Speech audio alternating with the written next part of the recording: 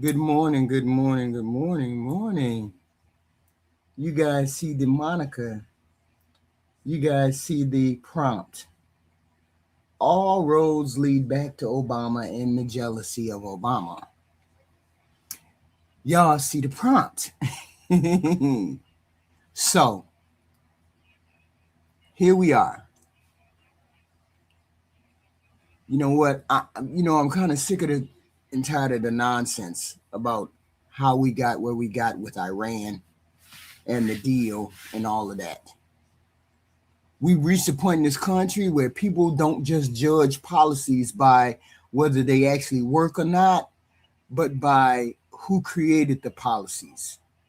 If the other side came up with the idea, then it has to be destroyed, even if it was keeping the country safer, keeping the economy stable, and keeping the world from sliding into disaster, right?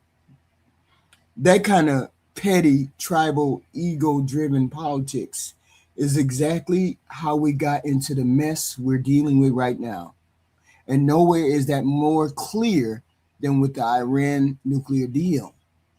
See, so now I know the minute people hear the words Iran and nuclear program, they want to tune out. Okay, fine. They think this is some faraway foreign policy debate that doesn't affect them at all.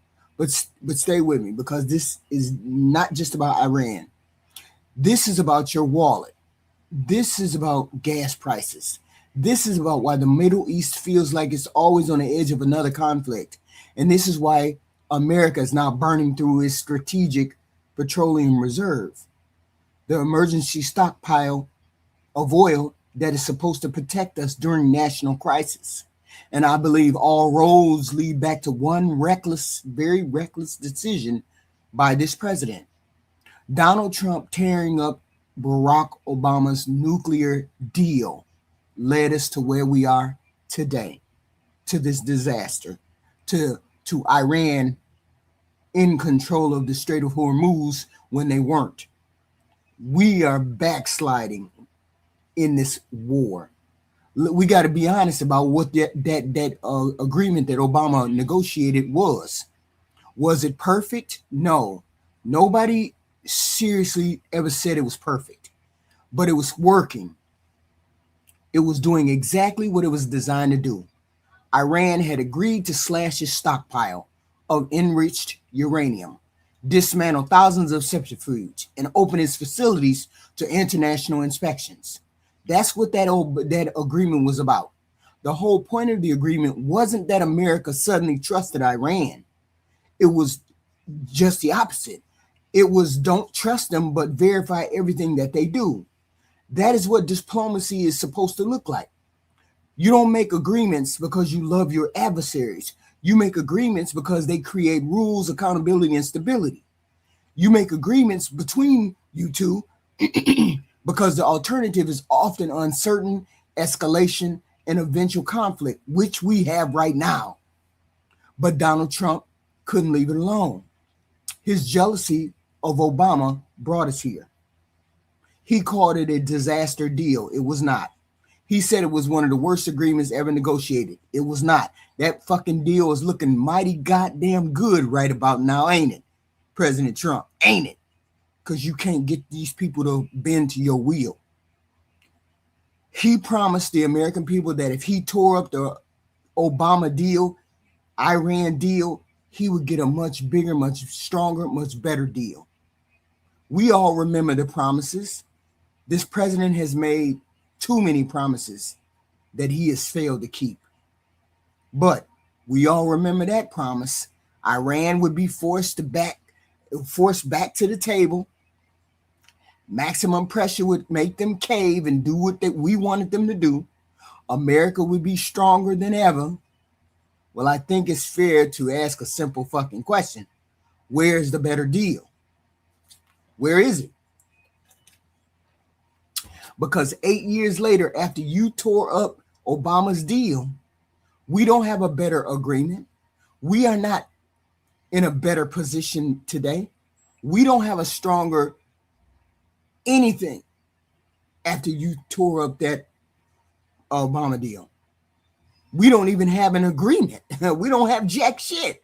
We have lost ground under this president because he tore up that deal that Obama made. What we have instead is that Iran resumed and expanded large parts of his nuclear program after you tore up the deal, President Trump. And this is where I think people are missing the big picture. This ain't just a story about one diplomatic agreement. This is a story about what happens when political ego becomes more important than practical results. I have said it before and I'll say it again. I think a lot of what happened after 2016 was driven by an obsession with erasing the Obama legacy. The Tea Party backlash, the birther issue, the constant attacks on Obama from the day he took office. Obama is going to always and forever be a better president than Donald Trump. It just is what it is, right? All of that backlash and hatred for Obama created an environment where anything associated with Obama had to be destroyed, not improved upon. Instead of trying to make our country better, Donald Trump's jealousy made our country worse. Donald Trump's hatred of Obama made our country worse. It wasn't enough to modify the policies or negotiate the changes. The goal was to wipe the changes or the policies off the books, and that made our country worse. And I think the Iran deal became one of the biggest casualties and biggest failures of the Trump administration. It will be one of the biggest failures of this Trump administration. Him tearing up the Iran deal that Obama had negotiated. Because if the objective had really been to make the agreement stronger, because if the objective had really been to make our country safer, because if the objective had really been to make us be able to control Iran, then Trump would have stayed at the table and pushed for improvements with that Obama deal instead of tearing it up. He would have worked with the allies to control Iran. He would have built on what was already there. He would have built on what was already there.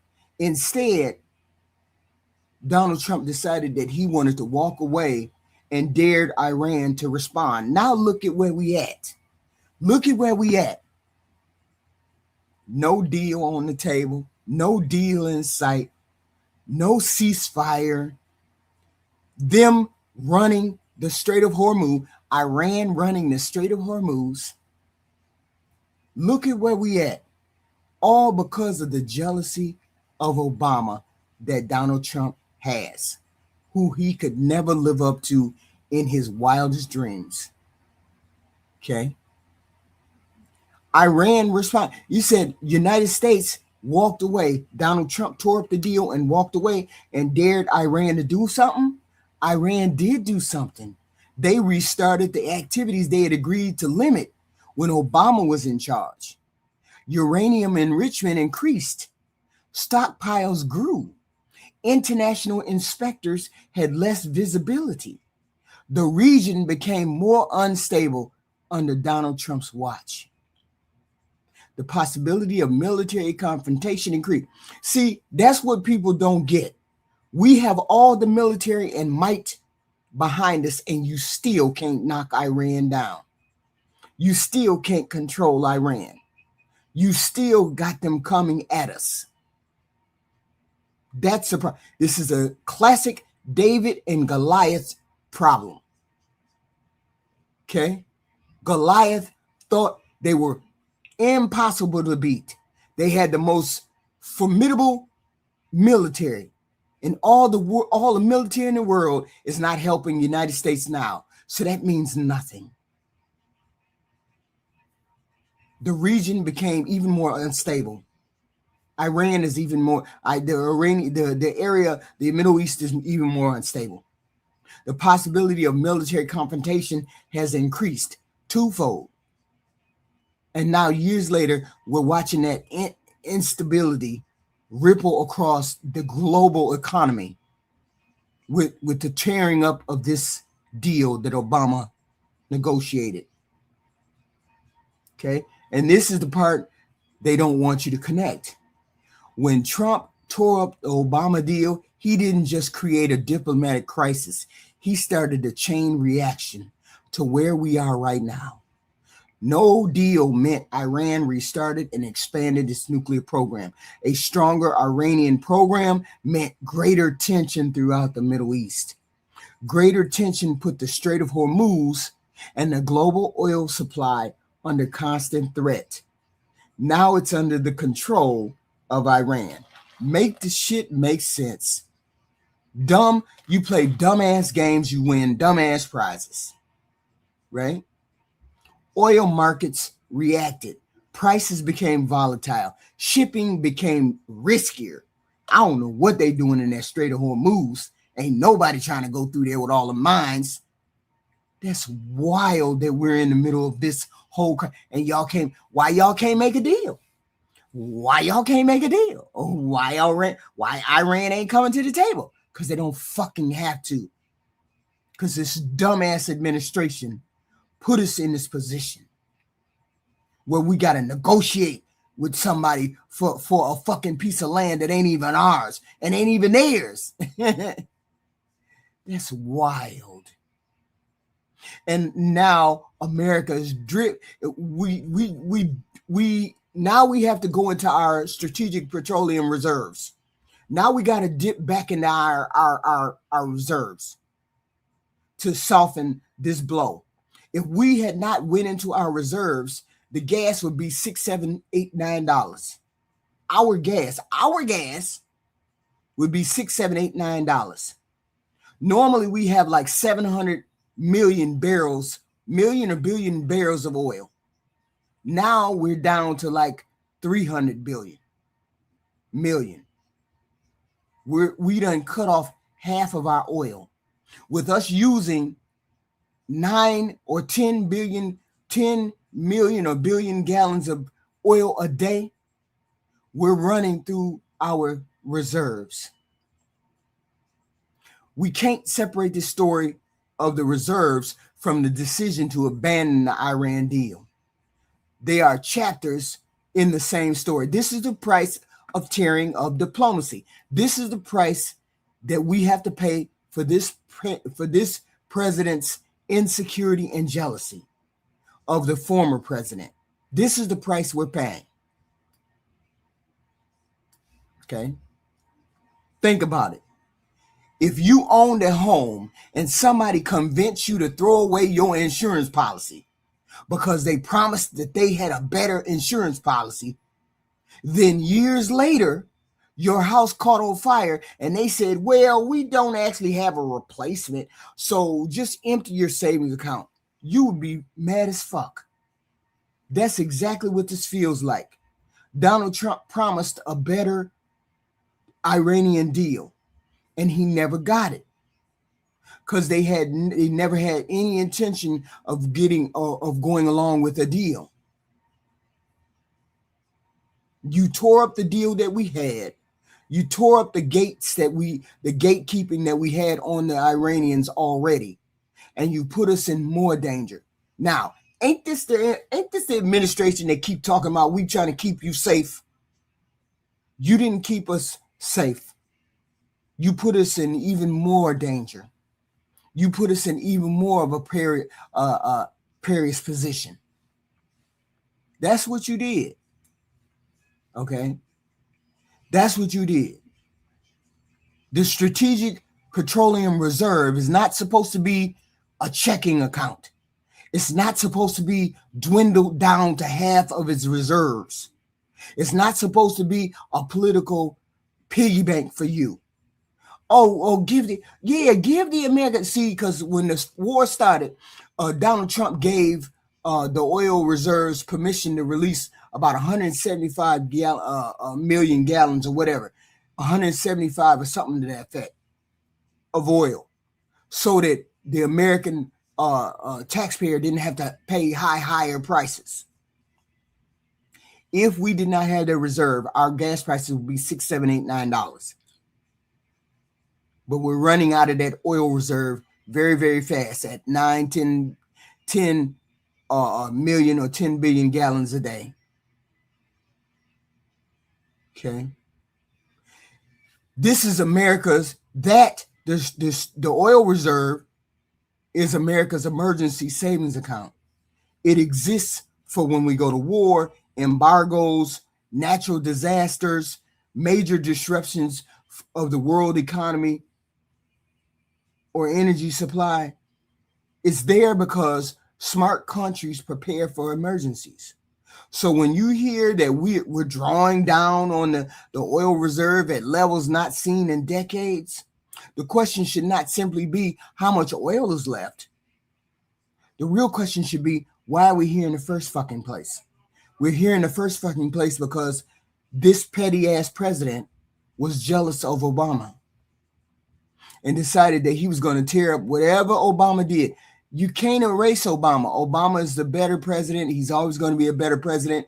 There's nothing that Donald Trump can do to measure up to Obama. Obama is head and shoulders above him. So tearing up the things that Obama did, the policies that Obama put in place, won't make you a better president. You can replace them all you want to, but you still won't be as good as the Obama. Okay? So the question we have to ask is, how much oil is left? I think about half our reserves is left. Real question, why are we here in the first place? Is because nobody wanted to rely on emergency reserves. Nobody wants to empty the bank account, the savings account. The fact that we're doing it tells you that something went wrong before we got to that savings account. And tearing up the Obama deal is what went wrong. I think that what happened upstream, that upstream decision was tearing up a diplomatic agreement without having a serious replacement ready to go. Why you didn't have a serious replacement ready to go? I know why y'all didn't have no serious replacement to replace Obama's oil deal with Iran. Because you thought that because your military was mightier, you thought they would bend the knee to you. You thought that you'd bomb, and they do what you wanted them to do. We know what it was. That's the arrogance of the United States. That's the arrogance of an older white male who's running this country and who has weird and outdated ideas about what to do and when to do when it comes to nuclear power and reserve and power in other countries and his will and might over. We're not the mightiest country in the world anymore. Not like that. You have to get along with people in this world. You can't just go by yourself. Okay. What frustrates me more is the hypocrisy, though. For years, we heard endless criticism that Democrats were weak on foreign policy. We were told diplomacy was weakness. We were told negotiations were surrender. We were told walking away from agreements and acting tough would make America stronger. Well, how's that working out for y'all right now? Are we safer today than we were under Obama's agreement? No, we're not. Is Iran further away from a nuclear weapon or closer? Goddamn closer. Is the Middle East calmer or is it more dangerous? It's fucking more dangerous. Are global energy markets more stable or are they constantly reacting to the next crisis? Reacting. So this president didn't make us more safe. The president is worried about what's going on within the country. And he's worried more about what's going on outside the country than he is worried about what's going on inside the country. American families are paying less. more at the pump. They're paying more for groceries. They're paying more for everything. Okay. Now we're down to our emergency reserves. The answer is staring us right in the face. Why it happened. This president. This is what happens when politics become about destroying your opponent instead of protecting your country. And let me speak from my own experience for a minute. I'm a 60-year-old woman. I've lived long enough to know what backlash looks like. I've seen what happens when Black excellence and Black competence make certain people uncomfortable. I watched Barack Obama become president, and I watched the reaction. I watched people question whether he belonged there. I watched people attack his family, his citizenship, his legitimacy. I watched an entire political movement build itself around resentment, the Tea Party. So when people tell me, is it impossible that jealousy and resentment played a role in tearing up one of Obama's signature foreign policy achievements? Yes, it did. The jealousy of Donald Trump brought us where we are today, brought us to using the reserves, brought us to Iran being in charge of Strait of Hormuz. Okay. I saw his determination to erase anything connected to the Obama administration, whether it benefited the country or not. And regular working people are the ones who are paying the price for this bullshit. Families in Georgia, Chicago, Los Angeles, New York, and every small town, big and little across the country, are the ones dealing with these higher costs, uncertainties, and instability. Working people are the ones filling up the gas tank every week. Working people are the ones watching grocery bills skyrocket. We didn't make the decision to tear up that agreement. We didn't promise a better deal that never came. We didn't create this chaos, and we're the ones who got to pay for it, though. And I think that is what bothers me the most about this entire story. This didn't have to happen. We didn't have to be here. Donald Trump could have kept the agreement in place while negotiating a new deal. He could have worked with the allies to strengthen the inspections. He could have maintained pressure while preserving the stability of the agreement. Instead, the agreement was ripped up. The promised replacement never materialized. Tensions escalated. Iran started making more nuclear weapons, and now the American people are less safe. And now we're watching the consequences unfold in real time. This is the price of tearing up diplomacy. This is the price of putting Donald Trump's ego ahead of strategy.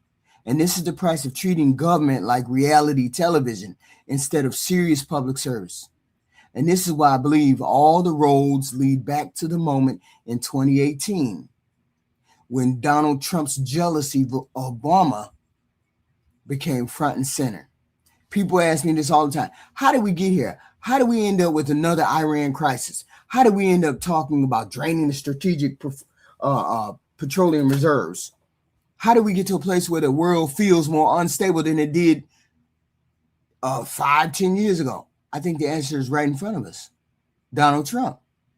We stopped asking whether the policies worked and started asking who got credit for the policies.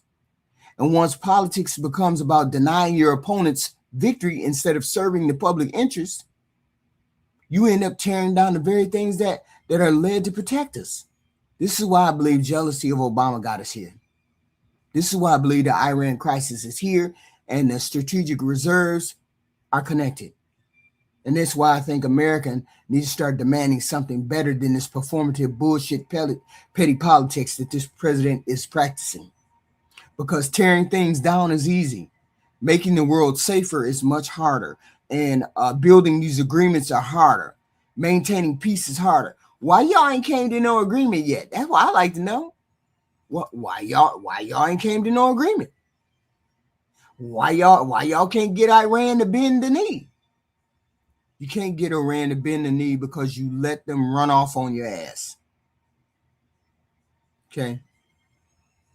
Nobody can, no amount of jealousy is going to make President Trump be equal or anything under or close to Obama.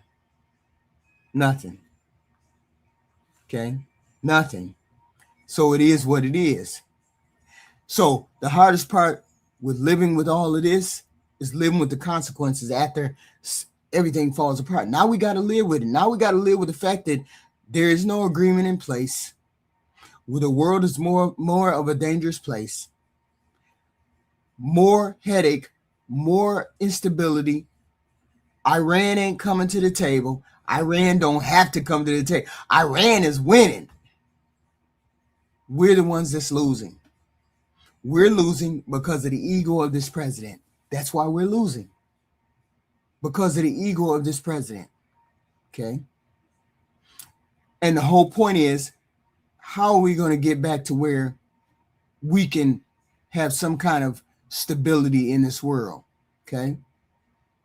We don't know. We don't know.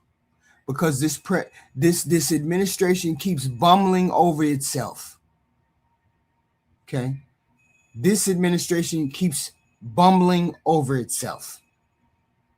Okay? Tripping over the decisions that it makes. Okay? Right. So if the goal of tearing up Obama's deal was to make America safer, stronger, and more secure, then why are we sitting here years later with more advanced Iranian nuclear programs and a more unstable Middle East and America that is dripping into our emergency oil reserves to manage the fallout?